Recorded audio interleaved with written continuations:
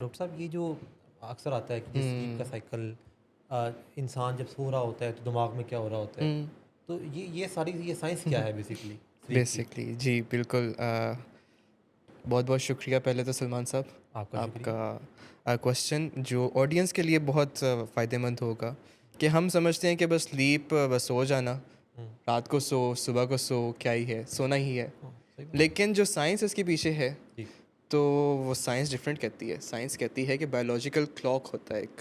ठीक। Biological clock का मतलब कि रात is for the sleep, hmm, day time is for the wakefulness. तो ये sleep wakefulness cycle circadian rhythm कहलाता है मेडिकल टर्म में।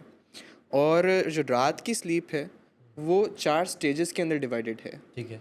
जिसके अंदर फर्स्ट 3 स्टेजेस जो हैं जी, वो non rapid eye movement N REM कह लें उनको।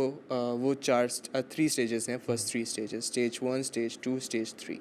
और स्टेज 4 वो है जिसके अंदर ख्वाब आते हैं, जो रेम कहलाती है, रैपिड हुँ, आई मूवमेंट स्लीप।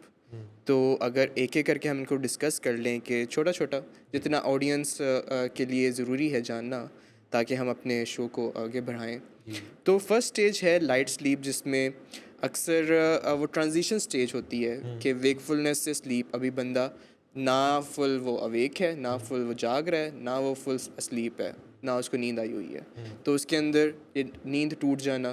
तो जो डिसऑर्डर्स होते हैं नींद वाले, इंसोम्निया हो गया कि नींद नहीं आ रही, नींद टूट जाती है, तो उनकी जो स्लीप होती है वो स्टेज 1 के अंदर ही ट्रांजिशन कर रही होती है, स्टेज 1 और स्टेज 2 के अंदर। हुँ, वो डीपर स्लीप की तरफ जाती ही नहीं है, जिसकी ठीक। वजह से थोड़ी सी भी अगर डिस्टर्बेंस हो जाए, कोई आवाज़ आ जाए, कोई नोक हो जाए, हुँ, तो उससे उनकी स्लीप डिस्टर्ब हो जाती है। हुँ, इसी तरह स्टेज 2 है, थोड़ी सी डीपर है लेकिन लाइट स्लीप स्टिल।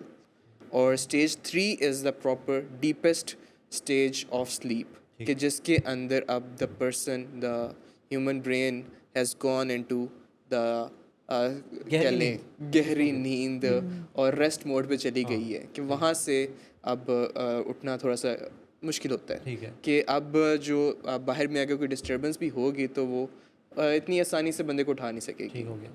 आखिरी स्टेज को डिस्कस कर लें, क्योंकि उसमें काफ़ी डिसऑर्डर्स आ सकते हैं और हुँ, डिफरेंट तरीके से डिसऑर्डर्स आ सकते हैं। हुँ, जो रेम है, ठीक। जिसके अंदर ख्वाब आते हैं, तो अगर वो डिस्टर्ब है, उसके कोई डिसऑर्डर्स आ रहे हैं, तो नाइट टेरर्स, इस तरह की डिसऑर्डर्स आ सकते हैं। हुँ, बेड वेटिंग, इस तरह के डिसऑर्डर्स आ सकते हैं।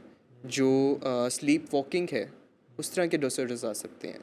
तो ये कुछ एक जनरल सा व्यू था बिहाइंड द कि साइंस ऑफ स्लीप, स्लीप होती क्या है, और उसके अंदर किस तरह बॉडी ट्रांजिशन करती है, ब्रेन हमारा ट्रांजिशन करता है from hmm, stage 1 to light stage 4। Sleep, stage 2 थोड़ी सी डीपर स्लीप, और स्टेज 3 डीपेस्ट स्लीप, और स्टेज 4 जो कहलाती है रेम स्लीप, या आपके कह लें ड्रीम्स वाली स्टेज। और अच्छा, ये जो 4 स्टेजेस हैं ये साइकिल पूरा करती है इन 90 टू 110 मिनट्स। सही है। मतलब कि 1.5 घंटे तक, 2 घंटे तक हुँ, आपका स्लीप साइकिल कंप्लीट हो जाता है, हुँ, और ये फिर दोबारा से स्टार्ट होना शुरू हो जाता है।